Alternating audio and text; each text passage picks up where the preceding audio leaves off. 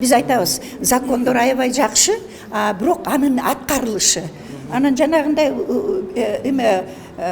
охранный ордер да берип коет, 3 күнгө анан судебный берет. Анан аны кээ бирде бизге айтат, ар жакка алып жибериңиз же. Иштебейт көп. Анан эсептеп коет мында каран.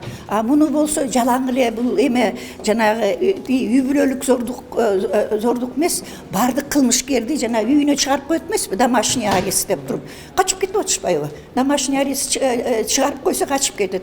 Бул аябай мындай укукту коргоого көп жардам берет. Анан баарын эле тетияка түрмөгө тыгып койгондон көрө, урматтуу мекендештер, эми бул мен айтып атканым жардам беребиз, бирок биздин мүмкүнчүлүгүбүз чектелүү. Ошон үчүн жерлерде кризистик борборлор бар да.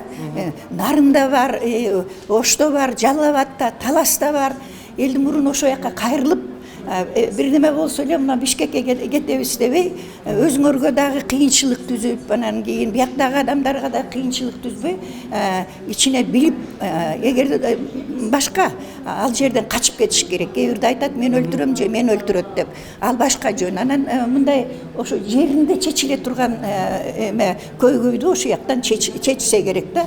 Анан жергиликтүү бийлик дагы ушуга жакшы көңүл буруш керек. Çok